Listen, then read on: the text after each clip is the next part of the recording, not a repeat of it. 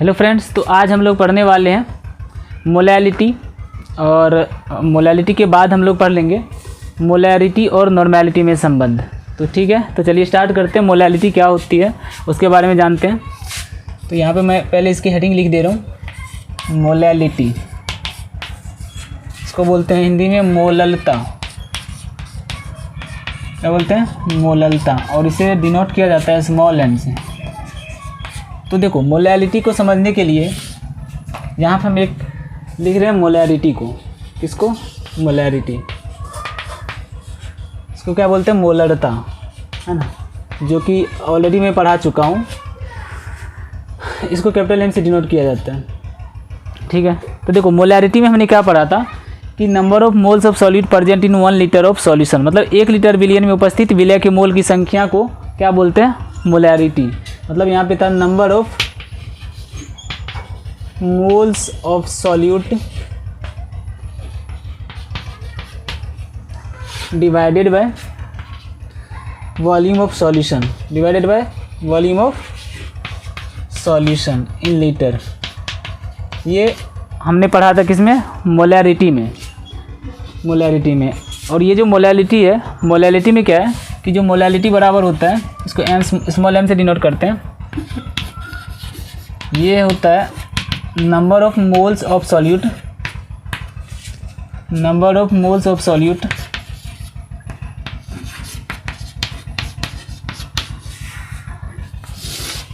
Upon में mass of solvent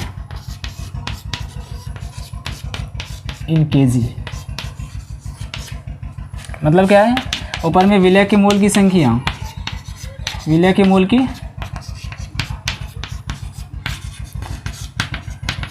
संख्या, लेकिन नीचे में विलायक का भार।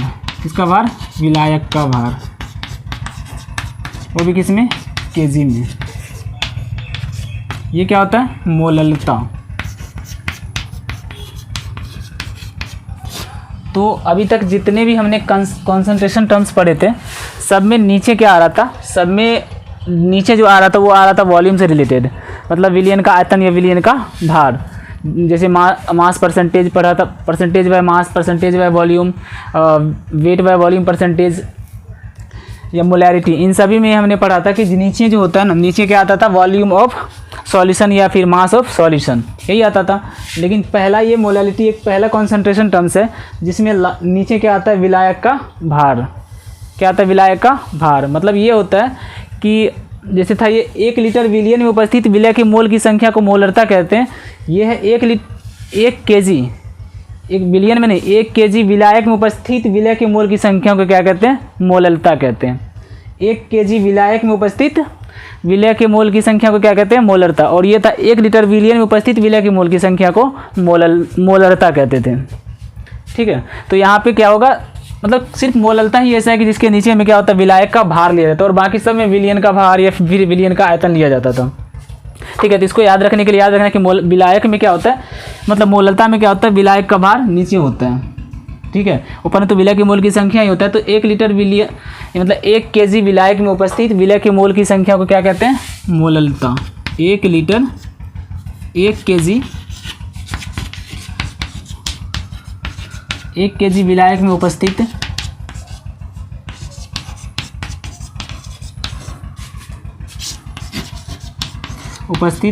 विलय के मोल की संख्या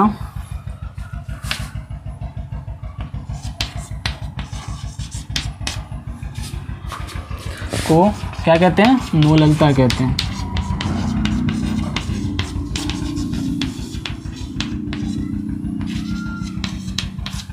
है ना। Number of moles of solute, number of moles of solute present in 1 kg of solvent। 1 KG विलायक में उपस्थित विलय की मोल की संख्या को क्या कहते हैं? मोललता। Is called molality. ये होती है मोलैलिटी। ये होता है क्या, मोललता। ठीक है, अब देखो इसका मात्रक क्या होगा। अब हम लिख देते हैं कि इसका जो मात्रक होता है, ऊपर में क्या है, मोल्स है, नीचे में क्या है, केजी है, तो इसका मात्रक होता है मोल्स पर केजी, मोल पर केजी, मतलब मोल प्रति ग्राम किलोग्राम को ही क्या कहते हैं, मोललता, मतलब इसका मात्रक होता है। जैसे लिखा हुआ है, एक बात और भी मैंने बताया था कि ये किस पे डिपेंड कर रहा है, मास पे डिपेंड कर रहा है ना, तो मास पे जो भी डिपेंड करता है वो टेम्परेचर से क्या होता है, इंडिपेंडेंट होता है, मतलब टेम्परेचर पे डिपेंड नहीं करता है। तो यह ताप द्वारा कैसा रहता है, अप्रभावित रहता है, ताप द्वारा अप्रभावित रहता है, टेम्परेचर पे डिपेंड नहीं करता है। कौन, मोललता। तो ये भी बात याद रखनी है। अच्छा, जैसे आप देखो एक एग्जांपल के लिए, जैसे लिखा हुआ है कि 3m NaOH की मोललता, ये दिया हुआ है 3m NaOH की मोललता। इसका क्या मतलब होता है, molality of NaOH is 3m है। अगर 3m अगर NaOH की मोललता है तो इसका मतलब होता है NaOH के 3 मोल 1 kg विलायक में क्या उपस्थित है। इसका मतलब ये होता है NaOH के कितने मोल, 3 मोल 1 kg विलायक में क्या उपस्थित है, 3m मोललिटी, मतलब ये 3 मोललिटी का मतलब ये हो गया। NaOH के 3 मोललिटी का मतलब हो गया कि एक, मतलब NaOH के 3 मोल, NaOH के 3 मोल 1 kg विलायक में क्या उपस्थित है। जैसे उसमें पढ़ाए थे कि 3m का मतलब, जैसे मान लो कि 3m NaOH है, या capital M, 3 capital M NaOH है, 3 मोल, तो उसमें बताते कि 3 मोल NaOH का 1 लीटर विलियन में उपस्थित होता था। लेकिन यहाँ पे क्या, 1 kg विलायक में 3 मोल NaOH का कितना, 1 kg विलायक में उपस्थित है। इसका मतलब यही होता है, मोलैलिटी का मतलब होता है। ठीक है, तो अब हम इसमें एक दो क्वेश्चन कर लेते हैं, इस पर प्रैक्टिस। तो फॉर्मूला क्या है, देखो याद रखना कि मोलैलिटी क्या होता है, number of moles of solid divided by mass of solvent in KG, और बाकी जितना भी था सब में वॉल्यूम था, बस इसमें याद रखना कि मास ऑफ सॉल्वेंट होता है मोलैलिटी के केस में। बाकी इसका मात्रक मोल पर केजी होता है, और ये ताप द्वारा, ये टेम्परेचर पे डिपेंड नहीं करता है, इंडिपेंडेंट ऑफ टेम्परेचर रहता है मोलैलिटी। ठीक है, तो अब इस पर हम एक दो क्वेश्चन कर लेते हैं प्रैक्टिस।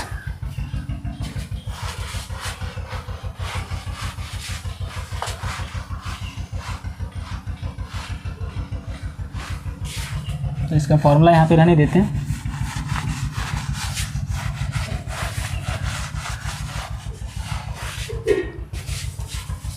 देखो क्वेश्चन क्या है, क्वेश्चन है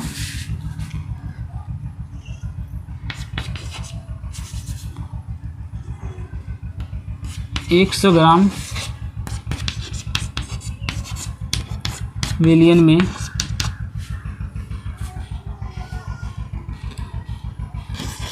8.0 ग्राम NaOH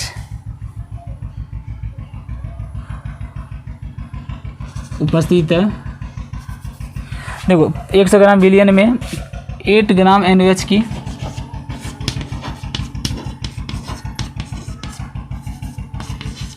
मोललता ज्ञात करें।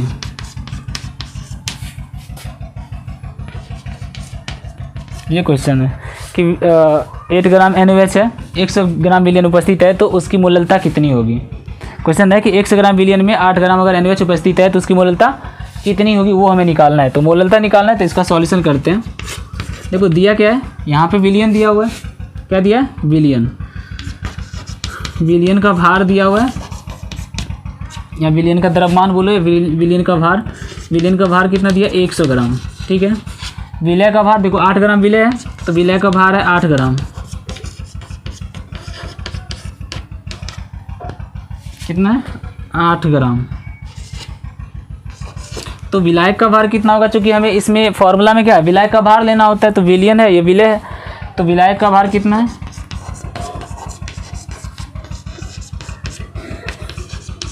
विलायक का भार कितना होगा पहले निकालना पड़ेगा। तो विलायक का भार हो जाएगा 100, विलियन में से विलय के भार को हटा दूँ, कितना हो जाएगा, 92 ग्राम। ये हो गया विलायक का भार। अब हमें फॉर्मूला लगाना है कि मोललता बराबर क्या होता है, मोललता बराबर होता है number of moles of solute. विलय के मोल की संख्या यहाँ पे निकाल लेते हैं। विलय के मोल की संख्या, तो विलय की मोल की संख्या बराबर क्या होता है, विलय का ग्राम में भार बटे विलय का अनुभार। तो विलय का ग्राम में भार कितना दिया 8 बटे विलय का अनुभार। तो सोडियम का होता है, सोडियम का एटॉमिक मास होता है 23 प्लस ऑक्सीजन का होता है 16 और हाइड्रोजन का 1। तो कितना हो गया 8/23 प्लस 1 40। तो 8/40 कितना हो गया 1/5 मोल। तो हमें विलय की मोल की संख्या भी निकल आई। अब मोललता बराबर फॉर्मूला क्या होता है, विलय की मोल की संख्या बटे विलायक का भार। तो विलय की मोल की संख्या कितना है 1/5 बटे विलायक का भार। विलायक का भार कितना है 92 ग्राम, 92 ग्राम। इसको केजी में बदलने के लिए क्या करेंगे 1000 से डिवाइड कर देंगे। इसको सॉल्व कर लेना है, आंसर आ जाएगा 1/5। इसको उल्टा कर देते हैं 1000/92। 5 से काट दो कितना हो जाएगा 200, यानी कि फिर काटोगे तो 100 बटे में क्या है 46। फिर से कट जाएगा 50 23। तो कितना हो गया 50/23। अब इसको डिवाइड कर देना है तो कितना होगा 23 दूना 46, 4 40 23 गुणते 17।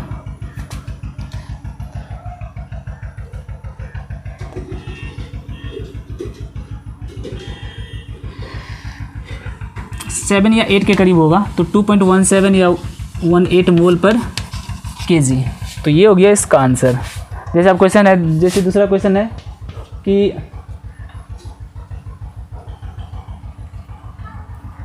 चलो इसमें हम दे रहे हैं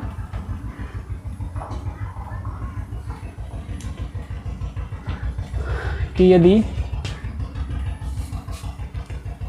0.85 ग्राम NH3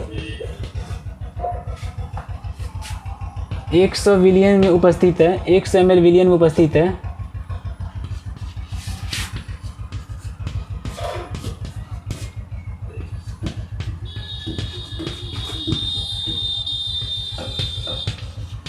तो इसकी मोललता ज्ञात करें। तो इसकी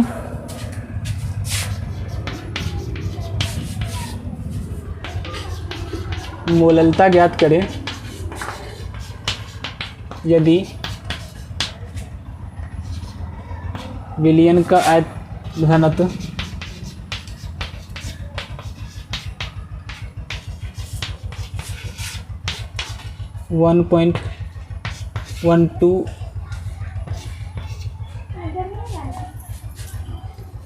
1.20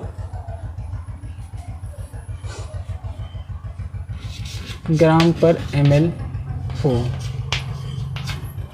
ये है क्वेश्चन। हमें क्या निकालना है, मोललता ही निकालना है। बट इसमें क्या इस बार विलयन का आयतन दे दिया है और विलयन का घनत्व दे दिया है। तो विलयन के आयतन और विलयन के घनत्व से हमें क्या निकल आएगा, इससे हमें क्या कहते हैं, विलयन का पहले भार निकल आएगा, यानी कि विलयन का द्रव्यमान निकल जाएगा। जब विलयन का द्रव्यमान निकल जाएगा तो अब उतने जितना भी विलयन का द्रव्यमान निकलेगा उतने विलयन में इतना विलय प्रेजेंट है 0.85 ग्राम। तो अब विलायक का भार निकाल लेंगे विलयन के ग्राम में, विलयन के द्रव्यमान में से इसको हम घटा लेंगे। फिर उसके बाद जो आएगा वो आगे विलायक का भार, और हमें इसकी मोल की संख्या निकाल लेंगे, विलय की मोल की संख्या, और फिर उसको सॉल्व कर लेंगे। तो चलो इसका मैं सॉल्यूशन कर दे रहा हूँ यहाँ पे। तो क्या है देखो, इसमें हमें चाहिए पहले विलयन का विलायक का भार। तो विलायक का भार निकालने के लिए यहाँ पे विलयन का आयतन दिया हुआ है और घनत्व दिया है। तो पहले हम विलयन का द्रव्यमान निकालते हैं, विलयन का द्रव्यमान। तो विलयन का द्रव्यमान बराबर क्या होगा, चूंकि घनत्व का फॉर्मूला होता है ρ=m/v, ρ=m/v, मतलब घनत्व बराबर होता है द्रव्यमान बटे आयतन। तो द्रव्यमान निकालने के रो में v से क्या करेंगे, मल्टीप्लाई करेंगे, यानी घनत्व को वॉल्यूम से क्या करना है, मल्टीप्लाई करना है। तो घनत्व कितना है 1.20 ग्राम पर ml और इसका आयतन है 100 ml।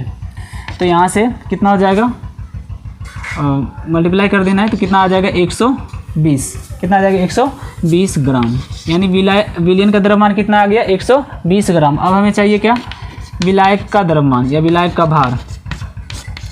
तो विलायक का भार कितना होगा, चूँकि 120 ग्राम में विलियन कितना 120 ग्राम, 120 ग्राम विलियन में 0.85 ग्राम विलय उपस्थित है। तो इस अगर इस 120 में से हम इसको घटा देंगे, विलय के द्रव्यमान को अगर हम घटा देंगे, विलियन के द्रव्यमान में से विलय के द्रव्यमान को अगर हम घटा देंगे तो क्या बचेगा, विलायक का द्रव्यमान यानी विलायक का भार। तो विलायक का भार कितना आएगा, तो 120 माइनस 0.85 तो कितना आ जाएगा 10⁵ 9 1, यहाँ पे बचेगा 9 119। तो 119.15 क्या हो गया ग्राम, ये आ गया। ठीक है, अब हमें क्या चाहिए, मोललता चाहिए। तो मोललता के लिए पहले विलय के मोल की संख्या भी यहाँ पे हम निकाल लेते हैं। विलय के मोल की संख्या, तो विलय की मोल की संख्या बराबर क्या होगा, ग्राम में भार बटे विलय के ग्राम में भार। तो कितना दिया हुआ है 0.85 बटे विलय का अनुभार। तो अनुभार के लिए देखो नाइट्रोजन 1 है और हाइड्रोजन 3 है, तो एक नाइट्रोजन का जो एटॉमिक मास होता है वो 14 होता है और एक हाइड्रोजन का 1 होता है। तो 3 हाइड्रोजन तो 14 प्लस 3 तो कितना हो जाएगा 17 से काट देना है तो कितना आ जाएगा 0.17, 5 85 होता है 0.05 मोल। तो हमें चाहिए मोललता। तो अब मोललता का फॉर्मूला लगा देने बस।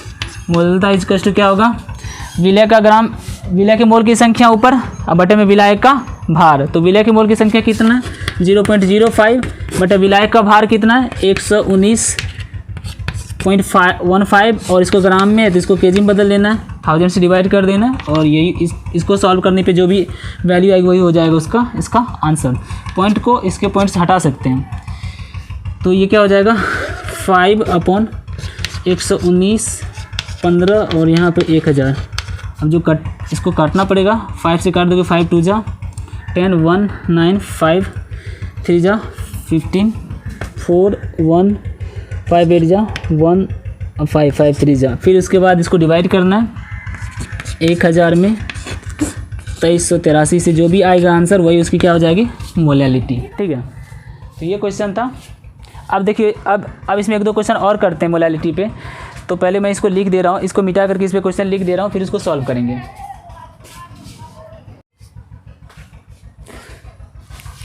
तो ये क्वेश्चन है, पहला क्वेश्चन है 2.5 ग्राम इथेनोइक एसिड के 75 ग्राम बेंजीन में विलियन की क्या निकालना है मोललता। मतलब ये 2.5 ग्राम इथेनोइक एसिड क्या है 75 ग्राम बेंजीन में उपस्थित है या तो घुला हुआ है, तो कह रहा है विलियन की, तब विलियन की क्या निकालना है मोललता।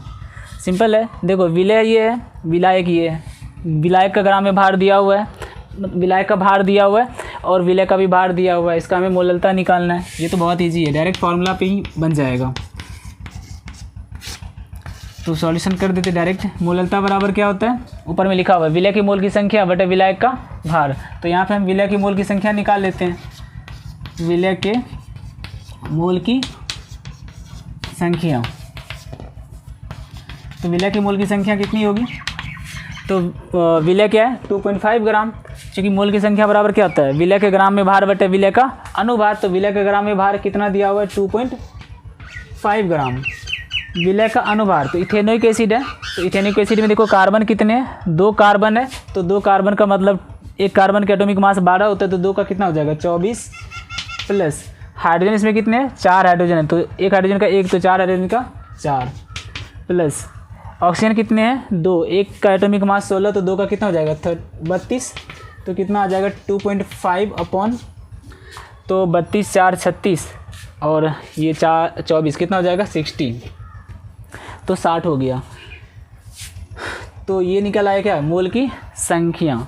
अब विलायक का भार भी दिया हुआ है, विलायक का द्रव्यमान कितना दिया हुआ है, विलायक का द्रव्यमान है 75 ग्राम, या विलायक का द्रव्यमान बोलो या विलायक का भार, तो ये भी दिया हुआ है। तो मोललता बराबर फार्मूला क्या होता है विलय की मोल की संख्या, विलय की मोल की संख्या कितनी है 2.5 अपॉन 60 डिवाइडेड बाय विलायक का भार। विलायक का भार कितना है 75 ग्राम, इसे हमें केजी में लेना है, तो इसको क्या करना है 1000 से डिवाइड कर देना है। तो कितना आएगा 2.5 अपॉन 60 और इसको उल्टा कर देते हैं 1000 अपॉन 75। तो यहाँ से हम पॉइंट हटा देते हैं, 1 0 आ जाएगा, 1 0 से 1 0 कैंसिल, 1 0 से फिर 1 0 कैंसिल, 25 से काट देना है, 25 3 75 अब 10 है, ऊपर में 10 है, नीचे 3 और 6, तो 2 से काट देते हैं। 2 5 ज़ा 10, 2 3 ज़ा 6, तो ऊपर में बचा 5, नीचे में 3 3 ज़ा 9, तो इसको डिवाइड कर देना। कितना आएगा 0.0 तो फिर 9 5 ज़ा 45, 5 बचा, यानी कि 0.55 मोल पर kg। ये क्या है, यही इसका आंसर हो गया। ये मोलैलिटी विलयन की। ये तो इसमें क्या था ना कि विलय का ग्राम में भार भी दिया हुआ था, इसका अनुभार निकाल लेना है और इसके मोल की संख्या निकालना, और विलायक का भार दिया है तो डायरेक्ट फार्मूला में लगा देना है, तो मोलैलिटी निकल आएगी। इसमें क्या है, देखो ये वाला जो क्वेश्चन है ये एनसीईआरटी का ही क्वेश्चन है। कह रहे 20% वेट बाय वेट जलीय के आई का घनत्व दिया हुआ 1.202 ग्राम पर ml। तो कह रहे के आई विलयन की मोललता भी ज्ञात करनी है, मोलरता भी ज्ञात करनी है, और उसका मोल अंश भी ज्ञात करना है, तीनों चीज़ निकालना है। तो चलो पहले क्या करते हैं, देखो 20%, इसको सॉल्यूशन कर रहे हैं। 20% वेट बाय वेट जलीय के आई का मतलब क्या होता है, 20% वेट बाय वेट जलीय के आई का अर्थ ही क्या के आई का अर्थ होता है 20 ग्राम है ना। 20% वेट बाय वेट का मतलब हो गया कि 20 ग्राम सॉलिड 100 ग्राम विलियन में उपस्थित है, 20 ग्राम विलय 100 ग्राम विलियन में क्या है उपस्थित है। तो इसका मतलब है कि 20% जलीय के आई का अर्थ हो गया कि 20 ग्राम के आई 100 ग्राम विलियन में उपस्थित है। तो विलियन अगर 100 ग्राम है, उसमें से विलय 20 ग्राम है, तो विलय कितना होगा, तो 80 ग्राम होगा। तो 20 ग्राम के आई 80 ग्राम जल में क्या है, जल क्या है, विलायक है, जल में उपस्थित है। इसका मतलब यही हो गया 20 ग्राम के आई 80 ग्राम जल में क्या है उपस्थित है। तब तो इन दोनों को जोड़ने पर कितना आएगा 100 ग्राम, क्योंकि 20% वेट बाय वेट का मतलब ही हो गया कि 20 ग्राम 100 ग्राम विलियन उपस्थित है। 20 ग्राम की आई 100 ग्राम विलियन उपस्थित है, तो 20 ग्राम अगर विलय है तो 80 ग्राम क्या होगा, विलायक होगा। तो 20 ग्राम की आई 80 ग्राम जल में 80 ग्राम जल में क्या है घुला हुआ है। अच्छा, तो अब क्या करते हैं, देखो हमें मोललता निकालना। तो मोललता के लिए क्या होता है, विलय के मोल की संख्या बटे विलायक का भार। तो विलायक का भार तो 80 ग्राम दिया हुआ है, विलायक का भार कितना दिया हुआ है 80 ग्राम। अब विलय के मोल की संख्या हमें निकालना है, तो विलय के मोल की संख्या के लिए इसका ग्राम में भार दिया हुआ है, इसका अनुभार निकाल लेना है। तो के आई का अनुभार कितना होगा, के आई का अनुभार, इसका जो मोलिकुलर मास होगा वो कितना होगा। तो ऊपर में यहाँ पे दिया हुआ है, इसकी डाटा दी हुई है कि पोटेशियम की जो एटॉमिक मास होती है वो 39 और आयोडीन को 127। तो यहाँ पे के आई है ना, तो कितना हो जाएगा 39 प्लस 127 इज इक्वल्स टू कितना हो जाएगा 9 7 16 12 3 15 1 16 166 ग्राम पर मोल। तो ये हो गया इसका क्या मोलिकुलर मास, के आई का मोलिकुलर मास हो गया 39 प्लस 1 क्या है 7 9 16 2 3 5 1 6 1, ठीक है। तो 166 ग्राम पर मोल आ गया के आई का अनुभार। अब हमें निकालना है मोललता। तो मोललता बराबर फार्मूला क्या होता है, मोललता होता है, चलो हम क्या करते हैं ऊपर वाले को ही मिटा देते हैं क्योंकि यहाँ पे जगह नहीं है।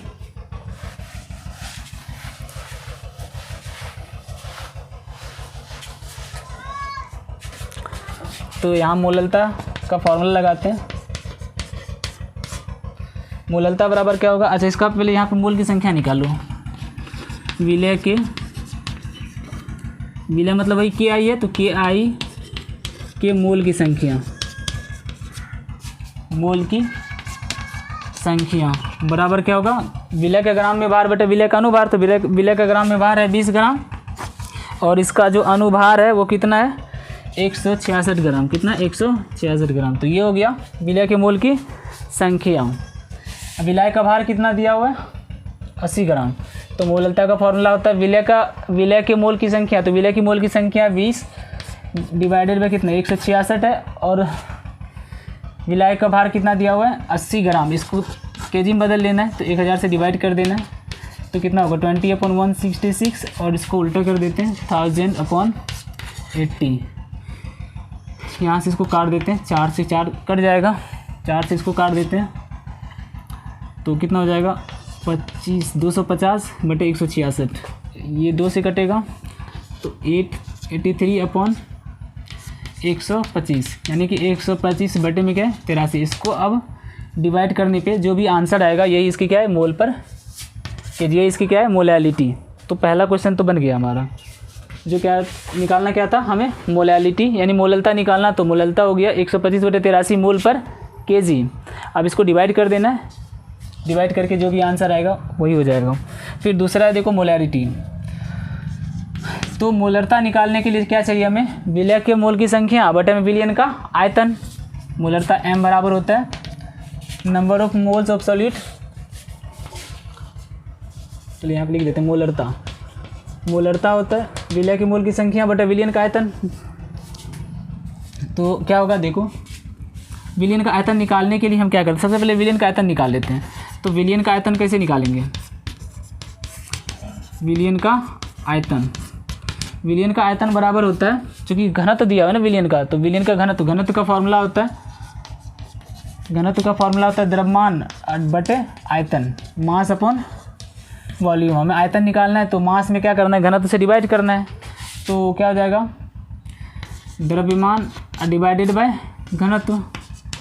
तो द्रव्यमान कितना है, विलयन का द्रव्यमान कितना है 100 ग्राम, और घनत्व कितना है 1.202। तो ये हो गया विलयन का क्या आयतन। अब हमें निकालना है मोलरता।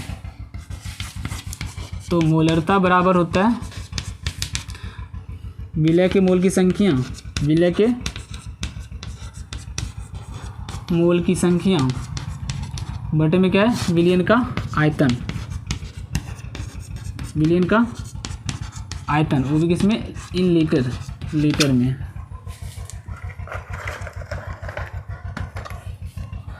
तो अब यहाँ पे क्या देखो मोलरता है ना, विलय की मोल की संख्या कितनी है 20 डिवाइडेड 166 अपॉन में इसका जो ये आयतन है 100 अपॉन 1.202, और इसका लीटर बदलने के लिए हम क्या करते हैं 1000 से मल्टीप्लाई कर देते हैं। तो कितना हो जाएगा 20/166 ये है, और ये 1000 भी ऊपर में ही है, इंटू 1.202 अपॉन 100, यहाँ से 2 जीरो से ये 2 जीरो तो कैंसिल हो जाएगा। इसका अगर पॉइंट हटाना है तो पॉइंट हटाने के बाद यहाँ पे कितना 3 जीरो आ जाएगा, 2 3, तो फिर भी इसके एक 2 जीरो तो कैंसिल हो जाएगा, 2 से कट जाएगा ये 83। तो इसको डिवाइड करना है कितने से, 1202 को 83 यानी कि 830 से डिवाइड करना है। जो भी वैल्यू आएगी वही विलयन की क्या हो जाएगी मोलरता, ठीक है। और सी नंबर में क्या निकालना है मोल अंश। तो मोल अंश बराबर क्या होता है, जिसका हमें निकालना है, जिसका हमें मोल अंश निकालना है ना, तो उसके मोल की संख्या को ऊपर रखना है और टोटल मोल की संख्या को नीचे रखना है। तो मोल अंश बराबर अगर हमें निकालना है के आई का, पहले निकालते एक्स ऑफ के आई। तो के आई के मोल अंश निकालने के लिए के आई के मोल की संख्या एन ऑफ के आई अपॉन में एन ऑफ के आई टोटल मोल की संख्या। तो के आई की मोल की संख्या प्लस वाटर है, तो वाटर की मोल की संख्या। तो के आई की मोल की संख्या कितनी है 20/166 डिवाइडेड बाई 20/166 प्लस जल का निकालना है। तो जल के लिए जल का जो भार है वो कितना 80 ग्राम है, ग्राम में भार, और अनुभार इसका क्या होता है जल का 18 होता है, तो 18। अब इसको कैलकुलेट करोगे तो जो भी वैल्यू आएगी वही इसकी क्या है मोल की संख्या निकल आएगी। और जो मोल की संख्या निकल के आएगी, अब हमें वाटर का निकालना है, तो वाटर की मोल की संख्या निकालने के लिए क्या करेंगे 1 में से इसके मोल की संख्या को क्या करना है घटा देना है, वही हो जाएगा इसका आंसर। तो ये हमारा था पूरा मोललता पे आधारित सारा क्वेश्चन, ठीक है। अब इसके बाद हम लोग पढ़ते हैं मोलरता और नॉर्मलता में संबंध, ठीक है। उस पर 1-2 ऑब्जेक्टिव क्वेश्चन बनता है, इसीलिए उसको पढ़ लेते हैं।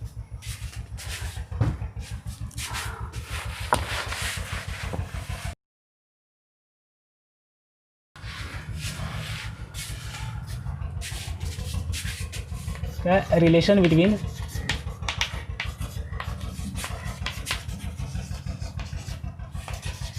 मोलरिटी एंड नॉर्मेलिटी, इसको एन से डिनोट करते हैं और इसको कैपिटल एन से, मतलब मोलरता और नॉर्मलता में संबंध, मोलरता एवं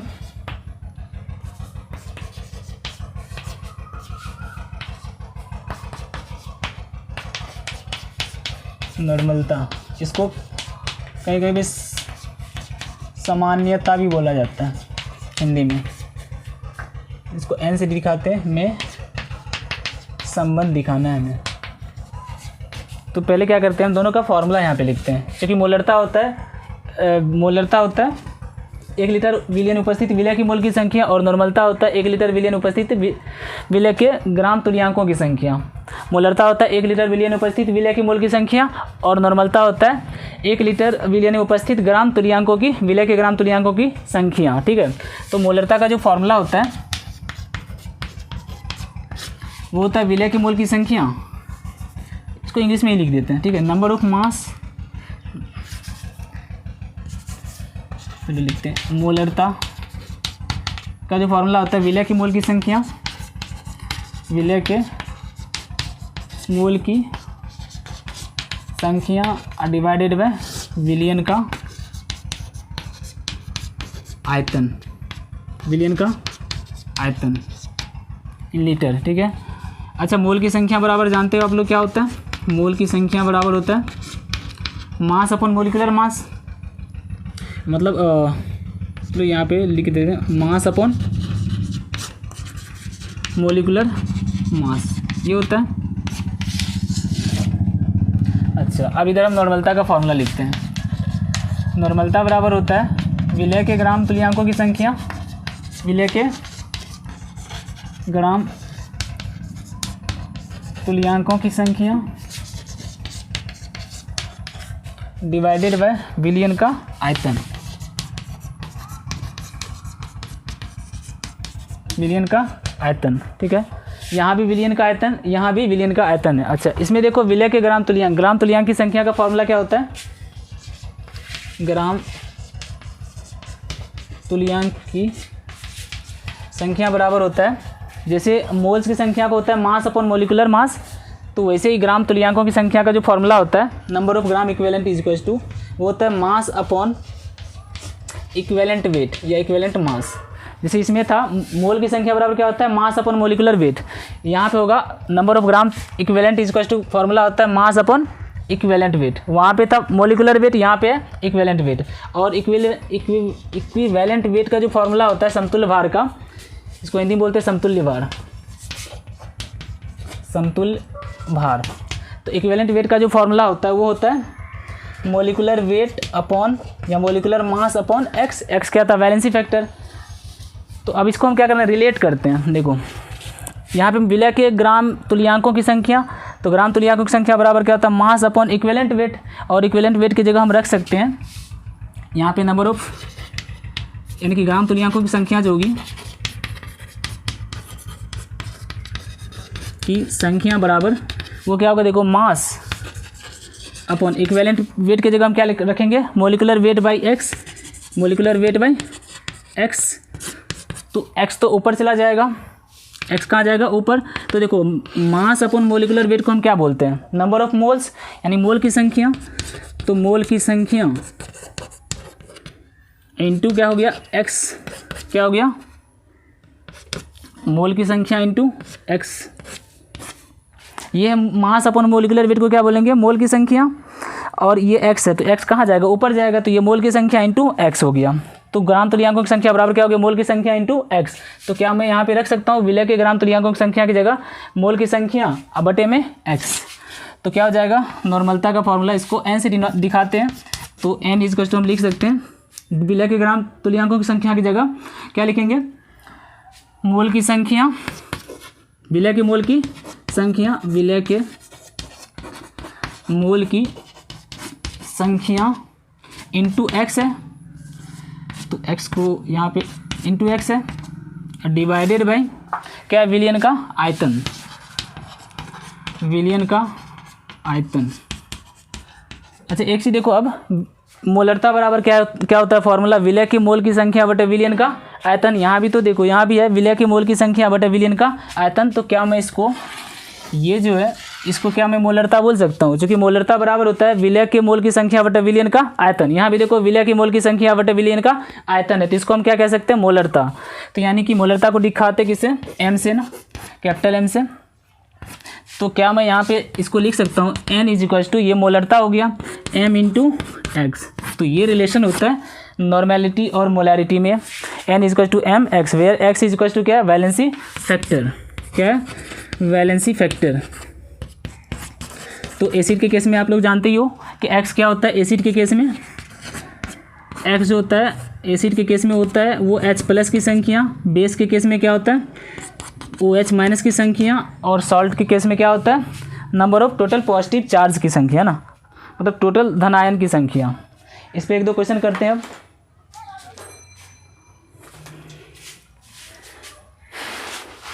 तो इसका रिलेशन क्या है, n equal to m x. ठीक है, तो दो क्वेश्चन मैं यहाँ पे प्रैक्टिस करवा दे रहा हूँ इस पर, क्योंकि इसका ऑब्जेक्टिव में पूछा जाता है। तो पहला क्वेश्चन है कि 0.3 m फॉस्फोरस अम्ल, क्या है, फॉस्फोरस अम्ल की नॉर्मलता ज्ञात करें।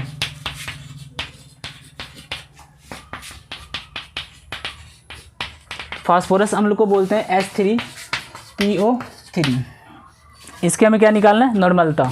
तो देखो यहाँ पे मोलैरिटी दिया हुआ है कितना है, 0.3 m, 0.3 m दिया हुआ है मोलैरिटी, हमें चाहिए क्या, नॉर्मेलिटी। तो नॉर्मेलिटी का फॉर्मूला क्या होता है, नॉर्मेलिटी का फॉर्मूला होता है n equal to m into x.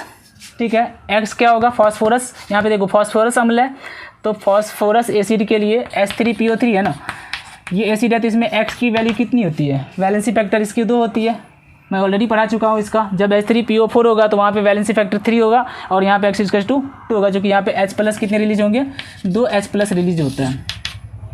तो यहाँ पे देखो अब इसकी वैल्यू है 0.3 मोलैरिटी की, और x की वैल्यू कितनी हो गई 2, तो इसका आंसर कितना आ जाएगा 3 2 6, 0.6 n। तो ये इसकी नॉर्मेलिटी हो गई। तो नॉर्मलता हो गया कितना, 0.6 n, ये हो गया इसका आंसर। जैसे मान लो अगर क्वेश्चन रहेगा कि 2m H2SO4 की नॉर्मलता ज्ञात करें, तो ये क्वेश्चन है। तो यहाँ पे देखो क्या है, मोलैरिटी दिया हुआ है, मोलैरिटी कितना है 2m, 2 मोलर दिया हुआ, और H2SO4 की हमें निकालना है। तो H2SO4 में H प्लस की संख्या कितनी होगी, 2 होगी, क्योंकि इसमें 2 H प्लस रिलीज होता है। इसको आप अगर ब्रेक करोगे H2SO4 को, तो इसमें क्या होगा 2 H प्लस और SO4 डबल माइनस, यहाँ पे H प्लस की संख्या कितनी है 2, तो यहाँ पे X वैलेंसी फैक्टर कितनी होगी 2। तो हमें चाहिए क्या, नॉर्मेलिटी। तो नॉर्मलता का फॉर्मूला क्या होता है, n equal to m x, relation क्या है, n equal to m x. तो यहाँ पे हम रखेंगे एम एक्स, m की वैल्यू कितनी है 2, और x की जगह वैलेंसी फैक्टर कितना है 2, तो कितना हो जाएगा 2 2 4n। तो यही हो गया इसका आंसर। तो ये था आज का लेक्चर। तो आज का लेक्चर मैं यहीं पे समाप्त करूँगा। अगले लेक्चर में हम लोग पढ़ेंगे सॉल्युबिलिटी और हेनरीज लॉ। ठीक है, तो आज का लेक्चर मैं यहीं पे समाप्त करता हूँ। मिलते फिर अगले लेक्चर में।